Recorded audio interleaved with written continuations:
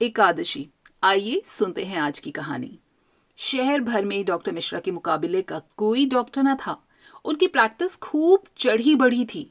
यशस्वी हाथ के साथ ही साथ वे बड़े ही विनोद प्रिय, मिलनसार और उदार भी थे। उनकी प्रसन्न मुख और उनकी उत्साहजनक बातें मुर्दों में भी जान डाल देती थीं। रोता हुआ रोगी भी हंसने लगता था।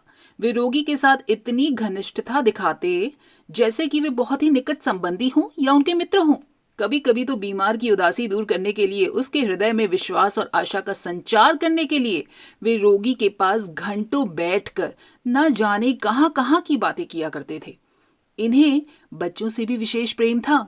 यही कारण था कि वे जिधर से निकल जाते, बच्चे उनसे हाथ मिलाने के लिए दौड़ पड़ते और सबसे अधिक बच्चों को अपने पास खींच लेने का आकर्षण उनके पास था। उनकी जेब की मीठी गोलियां, जिन्हें वे केवल बच्चों के लिए ही रखा करते थे। वे होम्योपैथिक चिकित्सक थे और बच्चे उनसे बहुत लगाव रखते थे। वे उनसे मिलकर बिना दवाई खाए मानते ही न थे। इसलिए डॉक्टर साहब को सदा अपनी जेब में बिना दवा की गोलियां रखनी पड़ती थी। एक दिन इसी प्रकार बच्चों ने आ घेरा उन्हें। आज उनके तांगे पर कुछ फल और कुछ मिठाई थी, जिसे डॉक्टर साहब के एक मरीज ने डॉक्टर साहब के बच्चों के लिए रख दिया था। डॉक्टर साहब ने आज दवा की मीठी गोलियों के स्थान में मिठाई देना ही प्रारंभ कर दिया। उन बच्चों में से एक 10 वर्ष की बालिका भी थी, जिसे डॉक्टर साहब ने पहली बार अपने इन छोटे छोटे मित्रों में देखा था। बालिका की मुखाकृति और विशेषकर आंखों में एक ऐसी भोली और चुभती हुई मोहकता थी कि उसे स्मरण रखने के लिए उसके मुंह की ओर दूसरी बार देखने की आवश्यकता न थी। दूसरे बच्चों की तरह उसे भी मिठाई देने के लिए डॉक्टर साहब ने उसकी तरफ हाथ बढ़ाया, किंतु बालिका ने कुछ लज्जा और संकोच के साथ सिमटकर सिर हिलाते हुए मिठाई लेने से इनकार कर दिया। यह बात जरा विचित्र सी थी कि बालक और मिठाई न ले।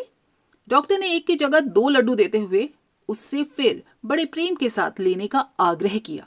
बालिका ने फिर सिर हिलाकर अस्वीकृति की सूचना दी। तब डॉक्टर साहब ने पूछा, क्यों बिटिया, मिठाई क्यों नहीं लेती? आज एकादशी है, आज भी कोई मिठाई खाता है? सुन डॉक्टर साहब हंस पड़े और बोले, यह इतने बच्चे खा रहे हैं सो? आदमी खा सकते हैं, औरतें नहीं खाती। हमारी दादी कहती हैं कि हमें एकादशी के दिन अन्न नहीं खाना चाहिए। तो तुम एकादशी करती हो? क्यों नहीं, हमारी दादी कहती हैं कि हमें नेम धर्म से रहना चाहिए। डॉक्टर साहब ने दिन में बहुत से रोगी देखे, बहुत से बच्चों से प्यार किया और संभवतः दिन भर वह बालिका को भूले भी रहे। किंतु रात को जब वो सोने के लिए लैंप बुझाकर खाट पर लेटे तो बालिका की स्मृति उनके सामने आ गई। वह लज्जा और संकोच भरी आंख, वो भोला भाला चेहरा किंतु दृढ़ निश्चयी चेहरा, वह मिठाई न लेने की अस्वीकृति का चित्र उनकी आंखों के सामने खिंच गया। बाद में डॉक्टर साहब को मालूम हुआ कि वह एक दूर के मोहल्ले में रहती है। उसके पिता एक गरीब ब्राह्मण हैं जो वहां किसी मंदिर में पुजारी का काम करते हैं। अभी 2 वर्ष हुए जब बालिका का विवाह हुआ था और विवाह के 6 महीने बाद ही वह विधवा भी हो गई। विधवा होते ही पुरानी प्रथा के अनुसार उसके बाल काट दिए गए थे। यही कारण था कि उसका सिर मुंडा हुआ था। उस परिवार में 2 विधवाएं थी, एक तो पुजारी की बूढ़ी माँ और दूसरी यह अभागिनी बालिका। एक का जीवन अंधकारपूर्ण भूतकाल था, जिसमें कुछ सुख स्मृतियां धुंधली तारिकाओं की तरह चमक रही थी, और दूसरी के जीवन में था अंधकार पूर्ण भविष्य। परंतु संतोष इतना ही था कि वह बालिका अभी उससे अपरिचित थी। दोनों की दिनचर्या 60 और 10 वर्ष की अवस्थाओं की दिनचर्या एक सी संयमपूर्ण और कठोर थी। बेचारी बालिका न जानती थी अभी उसके जीवन में संयम और यौवन के साथ युद्ध छिड़ेगा। इस घटना को हुए प्राय 10 वर्ष बीत गए। डॉक्टर साहब उस शहर को अपनी प्रैक्टिस के लिए अपर्याप्त समझकर एक दूसरे बड़े शहर में चले गए। यहाँ उनकी डॉक्टरी और भी चमकी। वे गरीब अमीर सबके लिए सुलभ थे। बड़ा शहर था, सभा सोसाइटियों की भी अच्छी धूम रहती और हर एक सभा सोसाइटी वाले ये चाहते कि डॉक्टर मिश्रा सरीखे प्रभावशाली और मिलनसार व्यक्ति उनकी सभा के सदस्य हो जाएं। किंतु डॉक्टर साहब को अपनी प्रैक्टिस से कम फुर्सत मिलती थी। वे इन बातों से दूर ही दूर रहा करते थे। इसी समय शुद्धि और संगठन की चर्चा ने जोर पकड़ा। शताब्दियों से सोए हुए हिंदुओं ने जाना कि उनकी संख्या दिनों दिन कम होती जा रही है और विधर्मियों की, विशेषकर मुसलमानों की संख्या बेहिसाब बढ़ रही है। यदि यही क्रम चलता रहा तो 100-150 वर्ष बाद हिंदुस्तान में हिंदुओं का नाम मात्र के लिए ही रह जाए। किंतु हिंदू तो कहीं ढूंढे से भी न मिलेंगे, सभी मुसलमान हो जाएंगे। इसलिए धर्म भ्रष्ट हिंदू और दूसरे धर्म वालों को फिर से हिंदू बनाने और हिंदुओं के संगठन की सबको आवश्यकता मालूम होने लगी। आर्य समाज ने बहुत बड़ा आयोजन करके 10-5 शुद्धियां भी कर डाली। हिंदू समाज में बड़ी हलचल मच गई। बहुत से खुश थे और बहुत से पुराने ख्याल वाले इन बातों को अनर्गल समझते थे। उधर मुसलमान भी उत्तेजित हो उठे।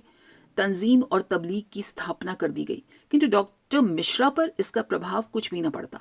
हिंदू और मुसलमान दोनों ही उनके लिए समान थे और दोनों ही समान रूप से उनके पास आते थे और वे दोनों की चिकित्सा दत्तचित्त होकर करते।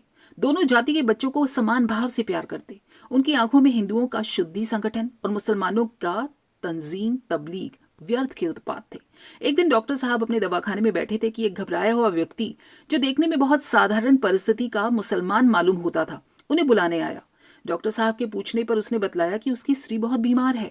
लगभग 1 साल पहले उसे बच्चा हुआ था। उस समय वह अपने माँ बाप के घर थी। देहात में उचित देखभाल न हो सकने के कारण वह बहुत बीमार हो गई थी, तो रहमान उसे अपने घर लेवा लाया। लेकिन दिनों दिन तबीयत खराब होती ही जाती है। डॉक्टर साहब उसके साथ तांगे पर बैठकर बीमार को देखने के लिए चल पड़े। एक तंग गली के मोड़ पर तांगा रुक गया। यहीं जरा आगे कुलिया से निकलकर रहमान का घर था। मकान कच्चा था। सामने के दरवाजे पर एक टाट का पर्दा पड़ा था, जो 2-3 जगह से फटा हुआ था। उस पर किसी ने पान की पीक मार दी थी, जिससे मटियाला सा लाल धब्बा बन गया था। सामने जरा सी छपरी थी और बीच में एक कोठरी। यही कोठरी रहमान के सोने उठने बैठने की थी और यही रसोई घर भी थी। रहमान बीड़ी बनाया करता था। गीले दिनों में यह कोठरी बीड़ी बनाने का कारखाना भी बन जाती थी, क्योंकि छपरी में बौछार के मारे बैठना मुश्किल हो जाया करता था। कोठरी में दूसरी तरफ एक दरवाजा और था, जिससे दिख रहा था कि पीछे एक छोटी सी छपरी और है, जिसके कोने में टट्टी थी और टट्टी से कुछ दुर्गंधी भी आ रही थी। रहमान पहले भीतर गया। डॉक्टर साहब दरवाजे के बाहर ही खड़े रहे। बाद में रहमान के बुलाने पर वे भी अंदर गए। उनके अंदर जाते ही एक मुर्गी जैसे अनजान आदमी के भय से कुड़कुड़ाती हुई, पंख फटफटाती हुई डॉक्टर साहब के पैरों के पास से बाहर निकल गई। डॉक्टर साहब के बैठने के लिए रहमान ने एक स्टूल रख दिया। उसकी स्त्री खाट पर लेटी थी। वहां की गंदगी और कुंद हवा देखकर डॉक्टर साहब घबरा गए। बीमार की नब्ज देखकर उन्होंने उसके फेफड़ों को देखा, परंतु सिवा कमजोरी और कोई बीमारी उन्हें न दिख पड़ी। वे बोले, इन्हें कोई बीमारी नहीं है, ये सिर्फ बहुत ज्यादा कमजोर हैं। आप इन्हें शोरबा देते हैं? रहमान, शोरबा यह जब ले तब ना। मैं तो कह कहकर तंग आ गया हूं। यह कुछ खाती ही नहीं, दूध और साबुदाना खाती है, उससे कहीं ताकत आती है। क्यों? डॉक्टर साहब ने पूछा। क्या इन्हें शोरबे से परहेज है? रहमान, परहेज क्या होगा डॉक्टर साहब, कहती हैं इन्हें हजम नहीं होता। डॉक्टर साहब ने हंसकर कहा, वाह, हजम कैसे ना होगा, हम तो कहते हैं सब हजम होगा।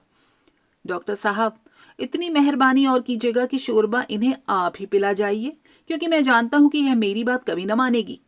डॉक्टर साहब रहमान की स्त्री की तरफ मुड़कर बोले, कहिए, आप हमारे कहने से तो थोड़ा शोरबा ले सकती हैं ना? हजम कराने का जिम्मा हम लेते हैं। उसने डॉक्टर के आग्रह का कोई उत्तर नहीं दिया, सिर्फ सिर हिलाकर अस्वीकृति की सूचना दे दी। उसके मुंह पर लज्जा और संकोच के भाव थे।